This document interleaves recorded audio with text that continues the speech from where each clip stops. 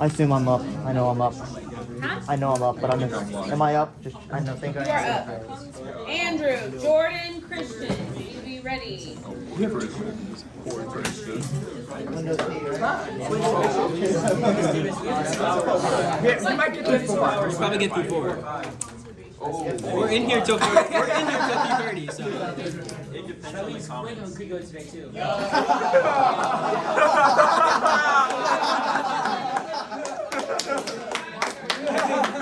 We might have a like WWE fight.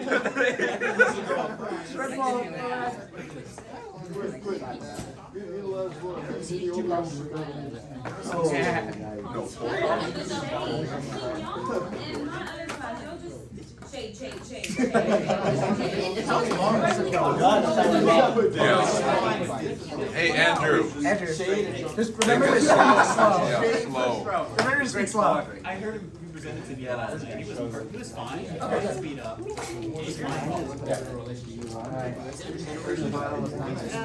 I mean, probably a little bit. He was over quite a bit today. The judges might.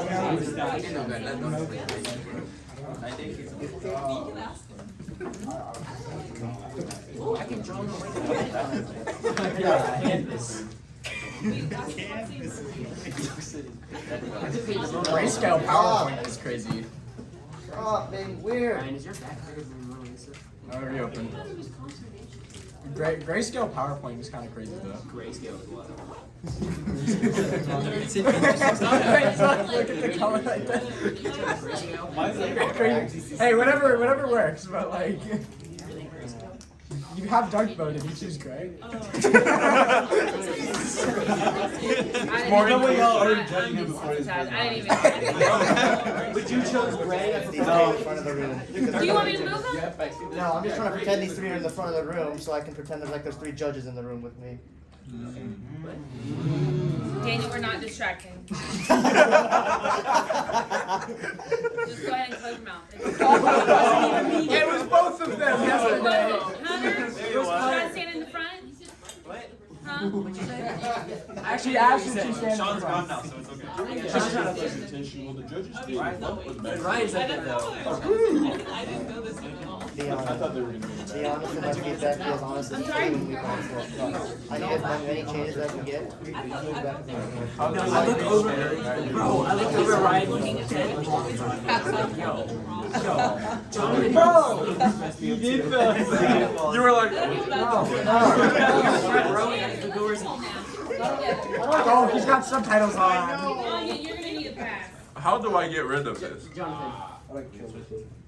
He's got his How subtitles. do I get rid of this? This is young. Doesn't have to be young. That was during Young, so you Yeah. Yeah, I know. There's so many pictures in like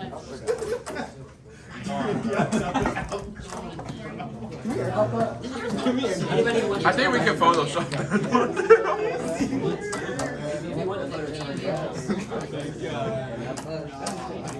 Me whenever he did. Hey, there's 60 guys.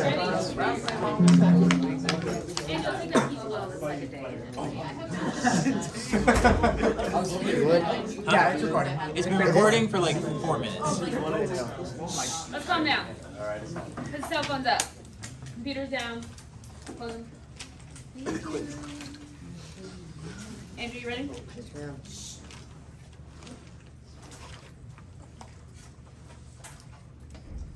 Judges, community members, and esteemed students, my name is Andrew Dow. I'm a magnet internship and research student, and this is my study on overprescription and comorbidities.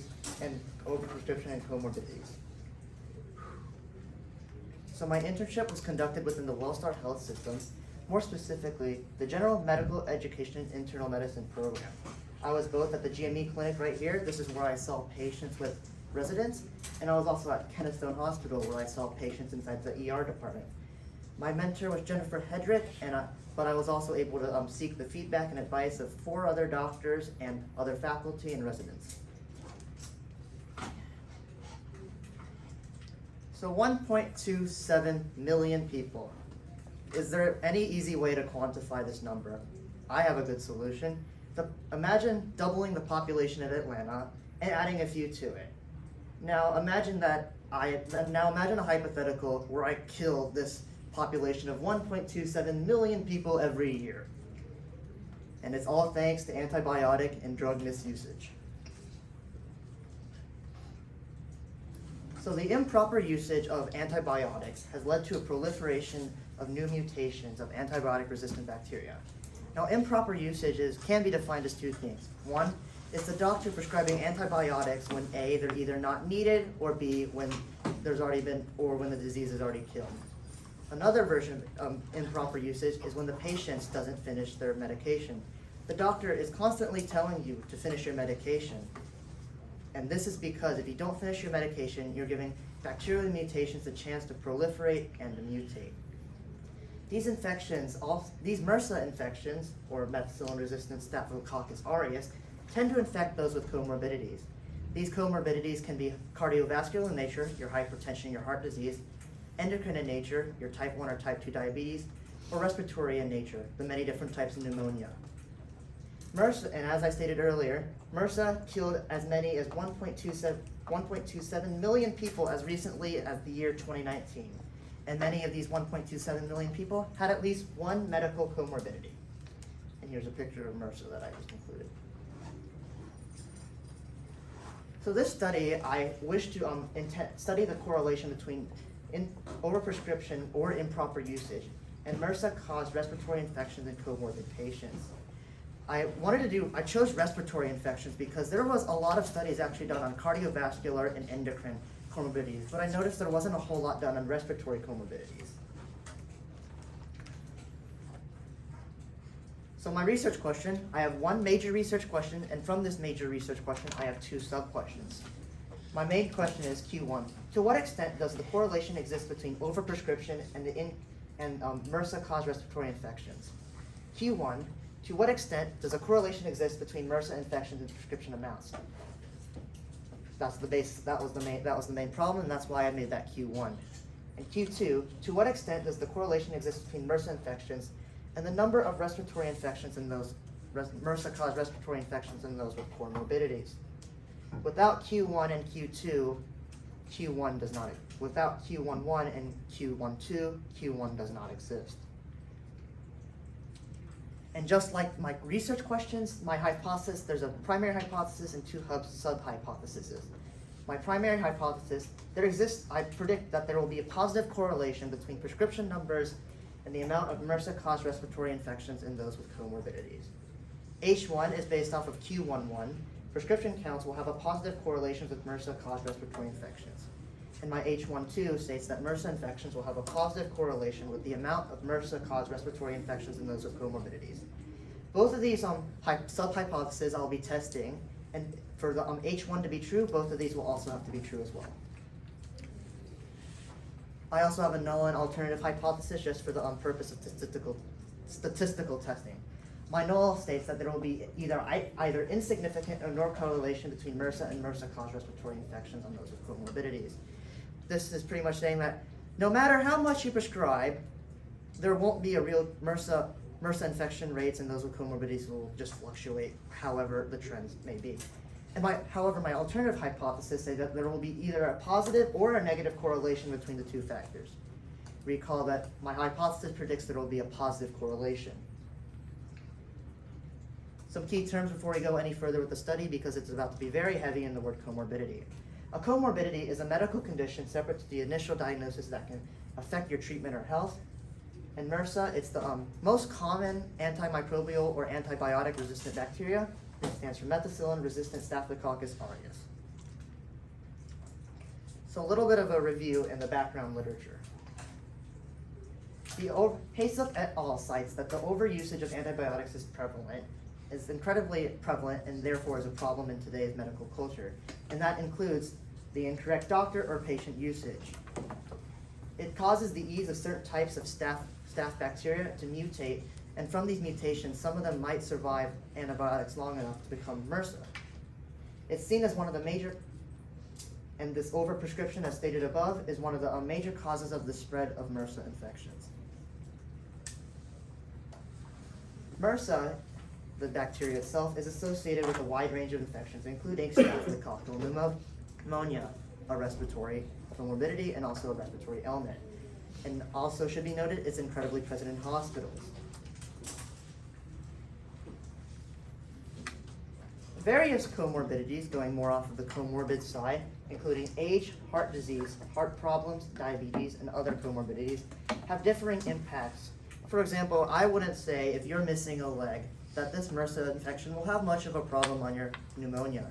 However, I would predict that COPD or lung cancer would have a very large effect on your MRSA-caused pneumonia. And Quarton et al. Found that many of the respiratory infections in the hospital had a common infector, MRSA. These respiratory infections, by the way, include hospital-acquired pneumonia and ventilator-acquired pneumonia. So now I'm going to go into a little bit of detail about my study. So I chose to complete what is known as a meta-analysis. And the reason why I completed a meta-analysis is that it provided me a convenient way to utilize previously published data relevant to my study. My population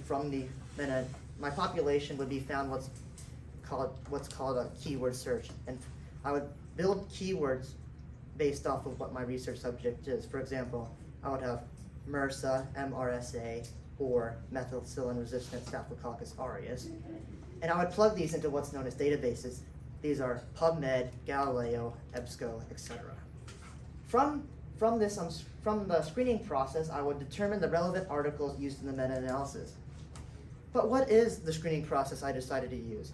I decided to use the Preferred Reporting Items for Systematic Reviews and Meta-Analysis, or PRISMA for short. The flowchart and the guidelines provided and justified by PRISMA are used to screen the population for relevance and to provide me a systematic guideline for screening each article and either excluding it or including it in my sample. Some limitations and delimitations. My data search was restricted to 2 databases, PubMed and Galileo, or EBSCO, because EBSCO is part of Galileo. And from these 2 databases, I only limited it to scholarly peer-reviewed articles in PDF format. One of my primary reasons I did this, it was ease of access. I could easily share this into a folder. And two, I'm going off one of the key assumptions I had with my project is that the data actually collected by the researchers themselves is accurate. To attempt to ease this assumption and attempt to make it as accurate as possible, I would restrict myself to scholarly and peer-reviewed and published articles. Delimitations, the data I chose to collect was limited to data in hospital settings between the years of 1995 and 2025. I chose 1995 because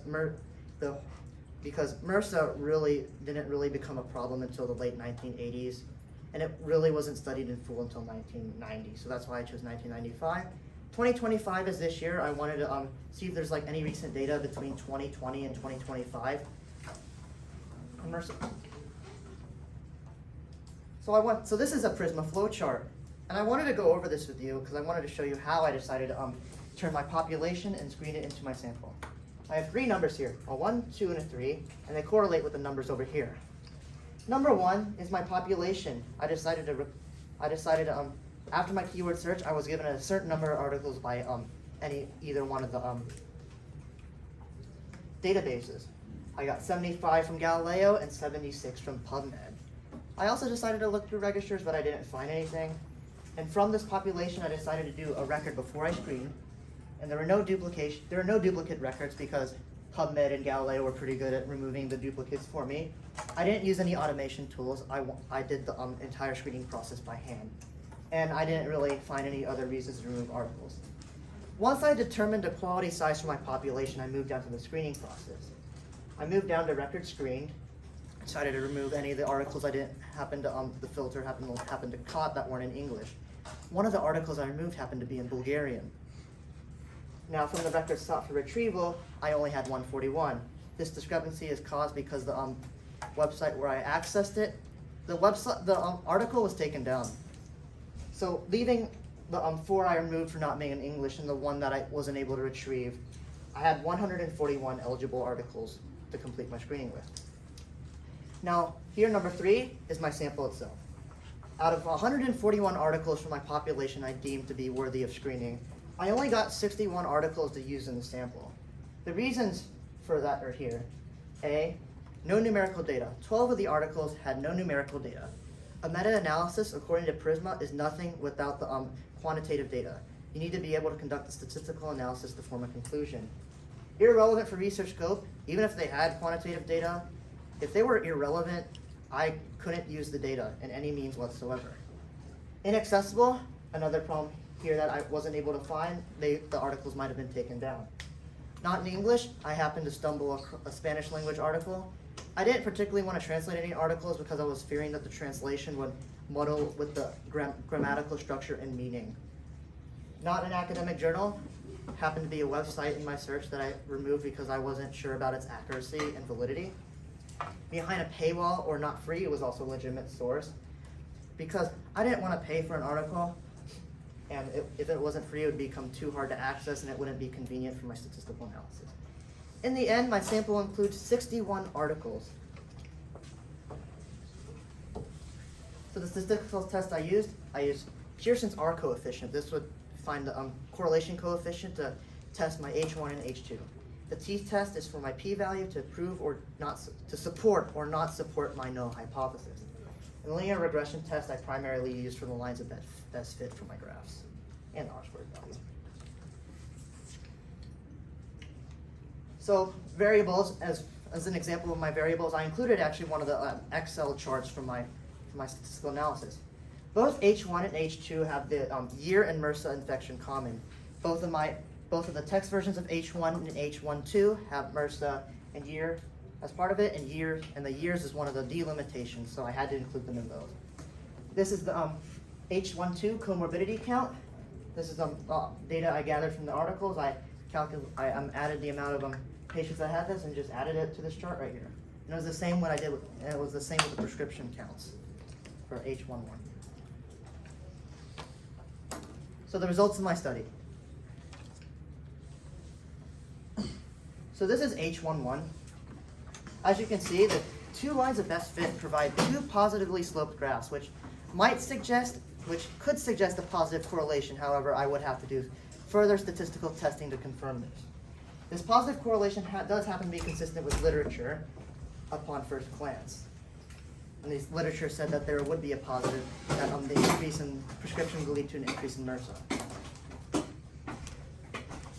H2, on the other hand, you should note that there is the tiniest of positive slope lines right here. However, this one, the MRSA infection line is very negative, which might suggest a negative correlation disproving my H1.2. So my interpretation for H101. So my p-value, it found that there was a correlation between these two factors. It's either positive or negative. And when I went to go find Pearson's R coefficient, we found that it was 0.069. And it means that the correlation supported by alternative hypothesis is positive. There is a positive correlation between MRSA and prescription data. What this means, as prescriptions go up, so do MRSA infections. Again, supported by the literature.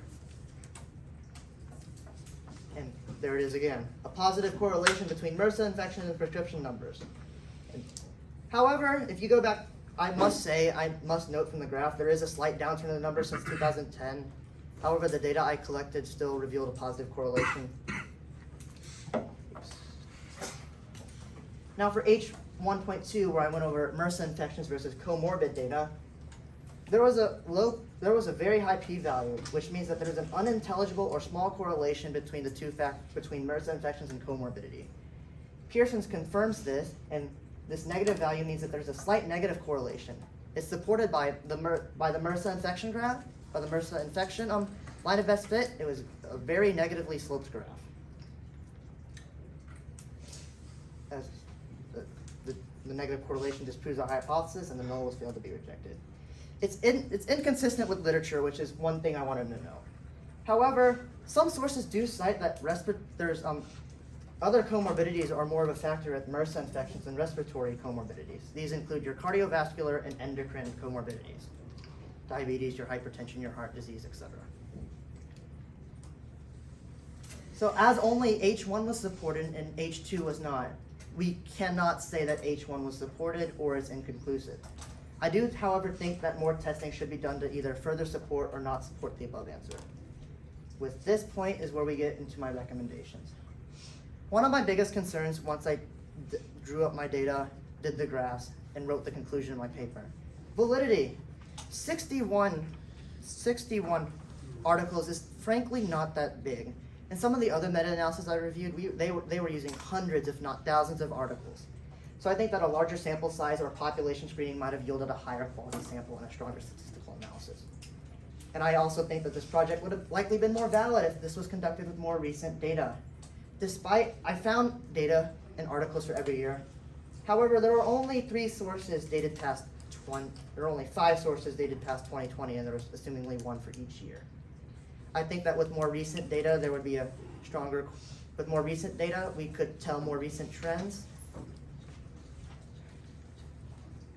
I'd like to acknowledge the faculty at Wellstar GME and my mentor, Dr. Jennifer Hedrick, Miss Amanda Dennis, and Dr. Eden Hunt, and the afternoon internship research class that helped me with the feedback for this presentation. Here are my references. Thank you everyone for your time. Any questions? Holy. 1704. Okay. Since you were the one that did it yesterday, I'd like your feedback first. Okay, so overall, there is a lot of improvement over what you did last night. Thank you. So like, I can definitely see that you did put a lot of changes in there. So let me go over, I think I put a couple of things that kind of, or what I still noticed. For instance, like your hook, I noticed you did change it. I But did. It could be rehearsed a little bit more. You did explain what a comorbidity was, but I feel like your explanation of what it was should have been earlier, as you're still like, you're using it. You're using it for your explanation all the way from the beginning of the presentation. If you don't get into what it is until, if I recall correctly, after your research question? Yeah, because I put it on the key term slide. Yes, so you still, it's gonna need to